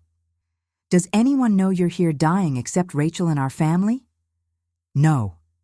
Jennifer put her phone away. So let me get this straight. You've been married to me for 22 years. You've been having an affair with Rachel for 4 years. You've been having an affair with Melissa for 18 months, and none of us knew about each other. Yes. You were juggling 3 women. Yes. 3 lives. 3 sets of lies. Yes. And you thought you'd get away with it. I don't know what I thought. Jennifer leaned forward.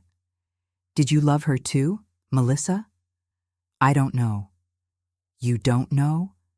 David, you were sleeping with her, taking her to dinner, buying her gifts. You don't know if you loved her? I think I loved the idea of all of you. Jennifer, the stable wife, Rachel, the exciting mistress, Melissa, the young one who made me feel 25 again. You're unbelievable. I know. No, I don't think you do. I don't think you understand what you've done. You didn't just betray me. You betrayed Rachel. You betrayed Melissa. You betrayed our children. You betrayed everyone who trusted you. I know. And the worst part? The absolute worst part? She stood up. You're going to die, and you're going to escape all the consequences. You won't have to see Rachel raise your baby alone. You won't have to see Melissa's face when she finds out you lied. You won't have to see our children grow up knowing their father was a liar. You get to die and escape all of it. I don't want to escape it. Yes, you do. That's exactly what you want. That's what you've always wanted. To avoid consequences, to avoid accountability, to avoid facing what you've done. She grabbed her bag.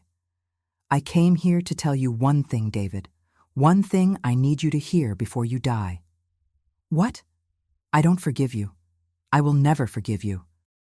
And I genuinely hope that you spend whatever time you have left thinking about what you destroyed. Because you didn't just destroy our marriage, you destroyed our family, our children, and yourself. She walked to the door. Jennifer, wait. She stopped, didn't turn around. I do love you, David said. Whatever you believe, I do love you.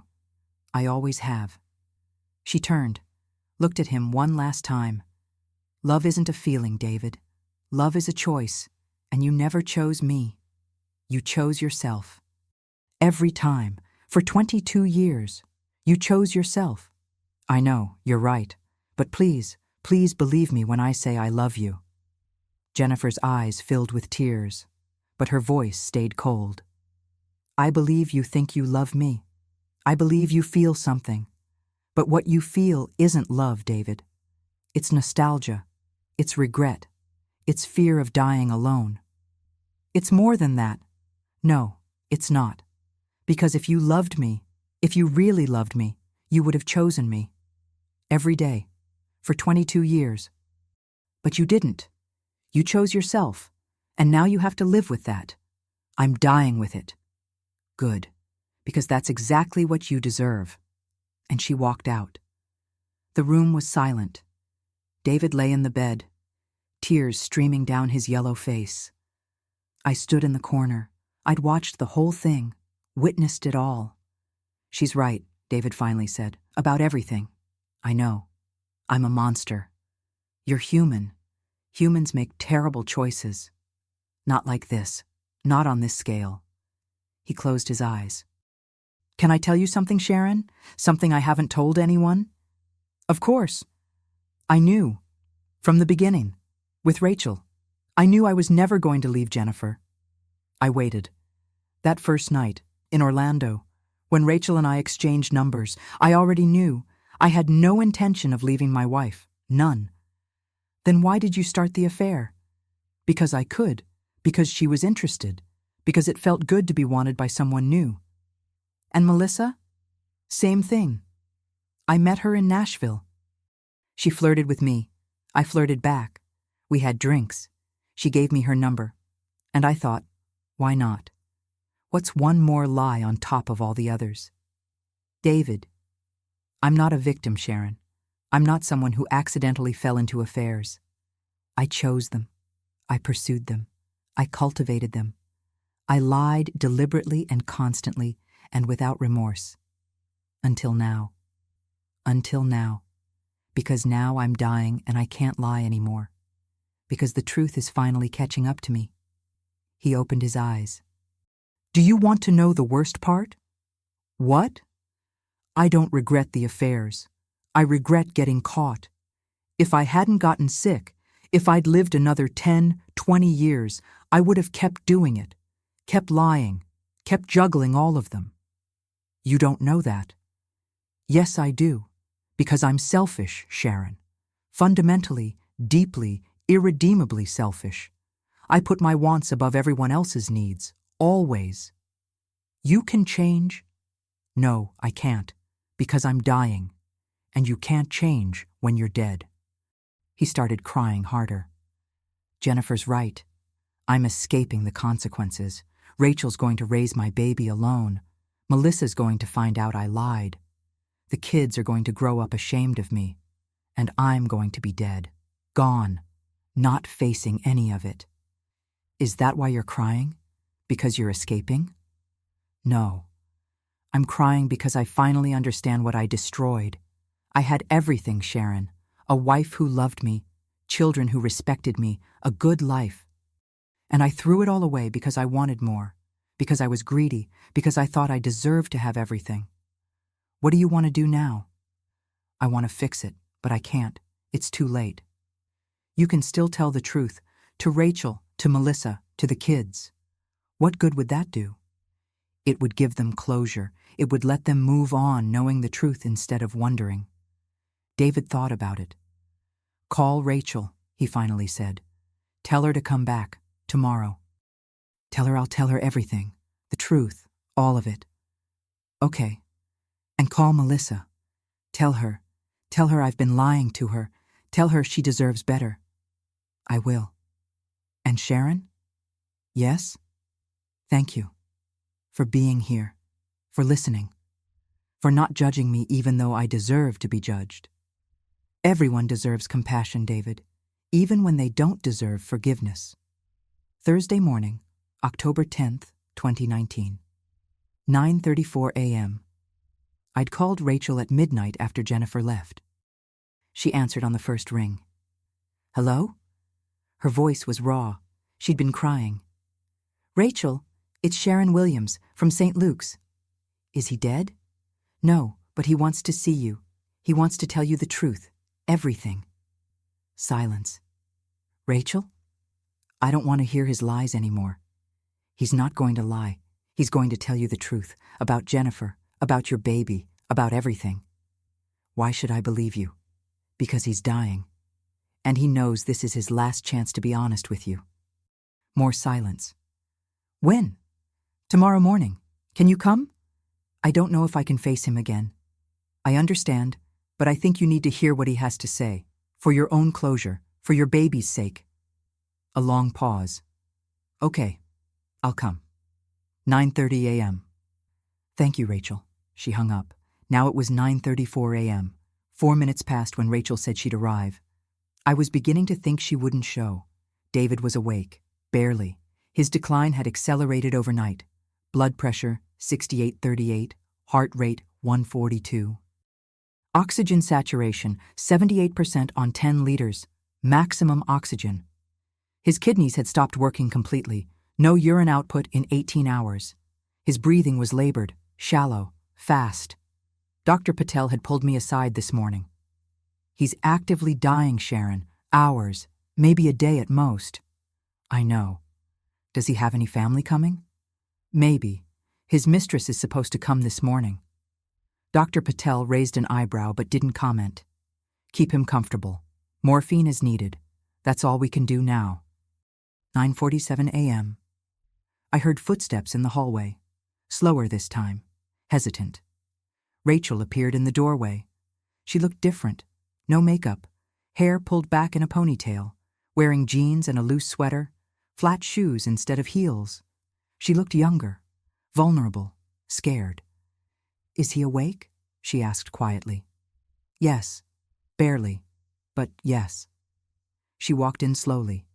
Stood at the foot of the bed, looking at David, at the man she'd loved for 4 years, the man who'd lied to her for 4 years. The father of the baby growing inside her. Hi, she said softly. David's eyes opened. Rachel, you came. You said you wanted to tell me the truth. Yes. She pulled up a chair, sat down, but didn't get close. I'm listening. David took a breath. Shallow. Painful. I'm going to tell you everything, and it's going to hurt, and you're going to hate me, but you deserve to know.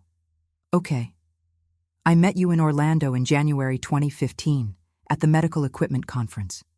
I spilled coffee on your dress. I remember. I bought you a new dress. Took you to dinner. We talked for hours. Yes. You asked me about my life, my family, and I lied. I told you I was married, but that my marriage was unhappy, that I was staying for the kids, that I was planning to leave once they were in college. Rachel nodded. That's what you said. It was all a lie, Rachel. All of it. She flinched. My marriage wasn't unhappy. Jennifer and I had problems. Every marriage has problems. But we weren't unhappy. We were solid. 22 years, 2 kids, a good life. Then why? Because I'm selfish. Because you were beautiful and interested and made me feel young. Because I could. Rachel looked away. Every time I told you I was going to leave Jennifer, all 47 times I said it, I was lying. I never planned to leave her. Never. Why did you say it then? Because that's what you wanted to hear, and I wanted to keep seeing you. So I told you what you wanted to hear. For 4 years. For 4 years. Rachel's hands were shaking. I got you the apartment in Buckhead, the BMW, the credit cards. I paid for everything, and I told Jennifer it was all business expenses, company investments. She believed me. Until August. What happened in August? She found the credit card statements, hired a private investigator, got photos of us together, confronted me. What did you tell her? I lied. Told her it was nothing, work expenses, that I'd end it. More lies. But you didn't end it. No, I just stopped answering your calls after you told me you were pregnant, because I didn't know what to do, because I was a coward. Rachel put her head in her hands. So everything, every I love you, every promise, every plan we made, it was all fake?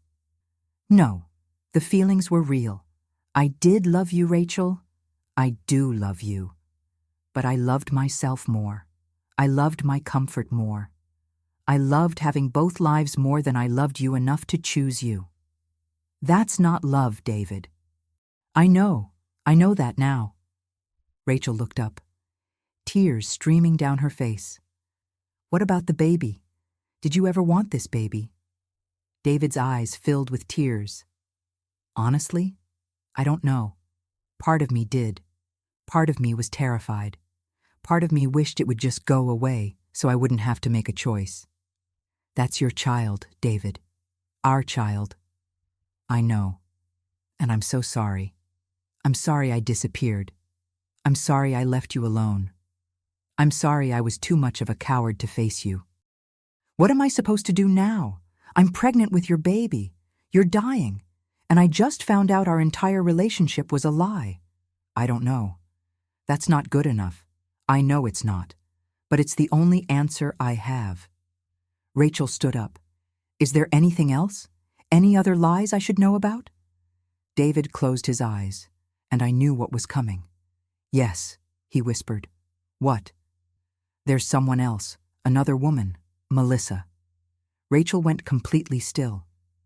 What? Her name is Melissa Chen. I met her 18 months ago, in Nashville. I've been seeing her once a month since then. Rachel made a sound, strangled, broken. You were cheating on me while you were cheating on your wife? Yes. How many women, David? How many? 3. You, Jennifer, and Melissa. Just 3. Just 3. Her voice was dead. Just 3 women you were lying to simultaneously. Yes. Rachel grabbed her bag. I'm done. I'm so done. Rachel, wait. No. No more waiting. No more listening. No more believing anything you say. She turned to leave. What are you going to do? David asked. About the baby? She stopped, didn't turn around. I'm going to keep it. Because I want to be a mother. But this baby will never know who you were. They'll never know your name. They'll never know you existed. Rachel, you wanted to escape consequences? Congratulations. You get to die knowing your child will grow up thinking their father was a good man who died tragically. They'll never know you were a liar who destroyed everyone who loved you. Please, goodbye, David. I hope it was worth it. And she walked out for the last time. Thursday afternoon, 2:15 p.m. David was barely conscious, fading fast. I'd increased his morphine. He wasn't in pain anymore, just drifting. My phone rang. Unknown number. Hello?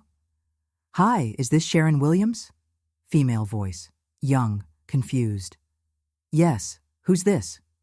My name is Melissa Chen. Someone from St. Luke's called me last night. Left a message about David Martinez. They said he was sick and I should call this number. Oh God, I'd forgotten I'd called her. Yes, Melissa, thank you for calling back. Is David okay? What happened? Melissa, I need to tell you something, and it's going to be difficult to hear. Okay. David is very sick. He has stage 4 liver cancer. He's in the hospital. He's dying. Silence. Dying? Yes, I'm so sorry. But I just saw him 3 weeks ago. He was fine. He said he was going to Chicago for work. He was fine. I know. It progressed very quickly. Can I see him? I hesitated. Melissa, there's something else you need to know. What? David is married to a woman named Jennifer. They've been married for 22 years. They have 2 children. Long silence. What? And there's another woman, Rachel. David's been in a relationship with her for 4 years. She's pregnant with his baby. I heard Melissa's breath catch. No, no, that can't be true. David said he was divorced. He said his wife left him 5 years ago. He said he was single. He lied, Melissa, to everyone, to his wife, to Rachel, to you. This doesn't make sense. We were together for 18 months. He came to see me every month. We talked every week. He was planning to move to Atlanta so we could be together full time. I'm so sorry, Melissa, but it was all lies. She started crying. Was any of it real? Did he ever care about me at all? I think he cared in his own way, but he was incapable of being honest with anyone. I need to see him. I need to ask him why he did this, why he lied. I don't think that's a good idea. Please, I need closure. I need to understand. I looked at David in the bed, barely breathing. He probably won't be able to talk to you. He's very close to death. I don't care. I just need to see him. Please. Okay. Come now. He doesn't have much time. I'm coming from Midtown. I'll be there in 15 minutes. She hung up. I looked at David. You're going to have all 3 of them here, aren't you? I said quietly. Rachel just left. Jennifer might come back. And now Melissa is coming. David's eyes opened, just barely. I deserve it, he whispered. Yes, you do. Thursday afternoon, 2:47 p.m. Melissa Chen arrived exactly when she said she would, 26 years old, blonde, beautiful. Wearing a business suit, she'd come straight from work. She walked into the room, looked at David, and her face crumpled. Oh my God, David! She rushed to the bedside, took his hand. I'm here. David's eyes opened. Melissa, don't talk. Save your strength. Melissa, I need to tell you, I'm sorry. Sorry for what? For being sick? That's not your fault. No, for lying, for everything. She stroked his face. You didn't lie. Sharon told me some things, but I know they can't be true. You wouldn't do that. I did. All of it. Jennifer is my wife. We're still married. Rachel was my girlfriend. For 4 years, she's pregnant. Melissa's hand stopped moving. What? I lied to you. From the beginning. I was never divorced. I was never single. I was married the whole time. No, you said. I know what I said. I lied. Melissa stepped back. Why would you do that? Because I'm selfish. Because I wanted you. Because I thought I could have everyone. How many women? 3? Jennifer, Rachel, you. Melissa's face went white. You were with 3 women at the same time? Yes. For how long? 4 years with Rachel, 18 months with you, 22 years with Jennifer. Melissa sat down hard. I thought you loved me. I did, in my way. That's not love, David. That's using people. I know. She stood up. I came here to say goodbye, to tell you I loved you, to hold your hand while you died. I understand if you want to leave. No, I want to tell you something first. What? I quit my job 3 weeks ago. I was going to move to Atlanta to be closer to you. I gave my notice, packed my apartment, told my family I was moving for a relationship. David closed his eyes. Melissa. And the whole time, the entire time I was planning my future around you, you were lying. You had a wife, a pregnant girlfriend, and me. Just another woman you were using. I'm sorry. Stop saying you're sorry. Sorry doesn't give me back my job. Sorry doesn't unquit my apartment. Sorry doesn't undo the fact that I told my family I was in love with a man who doesn't exist. She grabbed her bag. I hope your wife forgives you. I hope Rachel forgives you, but I don't. I will never forgive you. I understand. Good. And she left. Thursday evening, 8:23 p.m. David was alone again. All 3 women had come. All 3 women had left. None of them forgave him. I sat beside his bed. How do you feel? I asked. Like I'm drowning. Can't breathe. I can increase your morphine. No, not yet. I need to stay awake a little longer. Why? Because I need to think. About everything. About what I did. What are you thinking? That Jennifer was right. Love is a choice, and I never chose anyone. I chose myself, every time. Do you regret it? Yes, all of it. I had everything and I destroyed it for nothing. Not nothing. You felt something with Rachel, with Melissa. I felt excitement, novelty, the thrill of something new. But that's not love. That's just selfishness masquerading as love. He coughed, struggled to breathe. Real love is choosing someone every day, even when it's boring, even when it's hard, even when there's someone new and exciting available. Real love is saying no to everything else because you choose this one person. Yes. I never did that. Not for Jennifer. Not for Rachel. Not for Melissa. I never chose anyone. Is that what you regret most? Yes. I regret that I never loved anyone well. I loved myself, my desires, my ego, but I never truly loved another person. It's not too late. Yes, it is. I'm dying. It's too late for everything. He closed his eyes. Sharon? Yes? Can you do something for me? Of course. Tell my kids, Sarah and Michael, tell them I'm sorry. Tell them I know I was a terrible father. Tell them they deserved better. You can tell them yourself if they come. They're not coming. Sarah made that clear. Michael left. They're done with me. Then I'll tell them. And tell Jennifer. Tell her she was right. About everything. Tell her I finally understand what love is, and I'm sorry I never showed her. I will. And Rachel. Tell her to raise the baby. Tell her to be honest with them. Don't lie like I did. Tell them the truth about who their father was, a coward and a liar, so they don't become like me. Okay. And Melissa, tell her I'm sorry I ruined her life. She deserves someone who will choose her. Someone better than me. I'll tell her. David's breathing got worse, more labored. I'm ready now, for the morphine. I don't want to feel this anymore. Okay. I increased his morphine to maximum dose. Within minutes, his breathing slowed. His face relaxed. The pain left his eyes. Thank you, Sharon, he whispered, for being here, for listening, for caring about a terrible person. You're not terrible. You made terrible choices. There's a difference. Is there? Yes.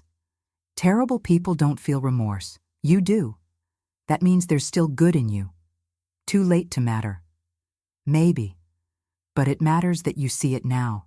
It matters that you're being honest. Finally. He smiled. Just barely. I wish I'd been honest 4 years ago, or 18 months ago, or 22 years ago. I wish I'd chosen Jennifer and been faithful. I wish I'd never met Rachel or Melissa. I wish I'd lived a good, honest, boring life instead of this. But you didn't. No, I didn't. And now I'm dying alone, just like I deserve. You're not alone. I'm here. You're paid to be here. No, I'm here because I care. Because despite everything you've done, you're still a human being who deserves compassion. Thank you, he whispered. And he closed his eyes. Thursday night, 10:52 p.m. I thought David would die alone. I thought all 3 women were gone for good. I thought the kids weren't coming. But at 10:52 p.m. I heard footsteps. Michael Martinez appeared in the doorway. Is he still alive? He asked quietly. Yes, barely. Michael walked in, slowly, looked at his father. I couldn't stay away, he said. I tried. I went home, tried to sleep. Couldn't stop thinking about what you said. What did I say? That he's dying. And if I don't say goodbye, I'll regret it for the rest of my life. Do you think you'll regret it? I don't know. But I don't want to risk it. He sat down beside the bed. Dad? He said softly. David's eyes opened. Just barely. Michael. Yeah, it's me. You came back. Yeah, I came back. Silence. I don't forgive you, Michael said. I want to be clear about that. I don't forgive what you did to Mom, to our family, to those women. I know. But you're still my dad, and I don't want you to die alone. David started crying. Thank you, he whispered. Michael took his hand.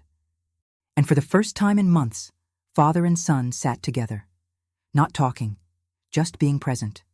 Friday morning, October 11th, 2019. 4:47 a.m. David Martinez died with his son holding his hand. His last words were, "I'm sorry." Michael sat there for a long time after, just holding his father's hand. Finally, he looked up at me. Did he suffer? No. The morphine kept him comfortable. Good. I didn't want him to suffer, even after everything. That's very kind of you. It's not kindness. It's just, he was still my dad. Even though he was a terrible husband and a liar, he was still my dad. Michael stood up. What happens now? I'll call the doctor. They'll pronounce him. Then we'll contact the funeral home your mother selected. Mom picked a funeral home? Yes, yesterday. She called and made arrangements even though she said she wasn't coming. That sounds like Mom. Practical even when she's hurt. He looked at David one more time. Goodbye, Dad. I hope you found peace. I hope you finally understood what you did. And I hope wherever you are now, you're being honest. Finally. And Michael left. I went to David's funeral. I didn't have to. It wasn't my responsibility. But I felt like I should. It was small, maybe 20 people. Jennifer was there, wearing black, standing with Sarah and Michael, composed, dignified. Rachel wasn't there. I'd heard through the hospital grapevine that she'd moved back to South Carolina, to be closer to her family during the pregnancy. Melissa wasn't there either. She'd moved to Chicago, started over. The service was brief. A minister who clearly hadn't known David gave a generic eulogy about life and death and grace. No one shared memories. No one cried. It was the loneliest funeral I'd ever attended. Afterwards, I approached Jennifer. Mrs. Martinez. She turned, recognized me. Sharon, you came. Yes, I wanted to pay my respects. Thank you. That's kind of you. We stood there awkwardly. He asked me to tell you something, I said, before he died. What? He said you were right, about everything. He said he finally understood what love is, and he's sorry he never showed you. Jennifer's eyes filled with tears, but she didn't cry. Thank you for telling me, she said, but it doesn't change anything. I know. He made his choices. Now we all live with the consequences. How are you doing? And the kids? We're surviving. That's all we can do. Sarah's back at school. Michael's taking a semester off, but he'll be okay. And I'm trying to figure out who I am after 22 years of being David's wife. That must be hard. It is, but I'm discovering I'm stronger than I thought. I don't need him. I never did. I just believed I did. She looked at the grave. He's buried next to his parents. He wanted to be cremated, but his mother prepaid for this plot years ago. So here he is. The headstone was simple. David James Martinez, March 15th, 1972, October 11th, 2019. Beloved father, not beloved husband, just beloved father. And even that felt generous. What about Rachel? I asked. Have you heard from her? No, and I don't want to. That baby is her responsibility now, not mine. That's fair. Jennifer looked at me. Sharon, can I ask you something? Of course. Do you think he was sorry? Really sorry? Or was he just sorry he got caught?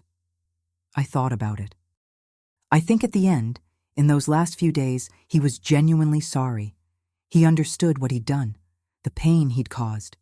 He saw himself clearly for the first time.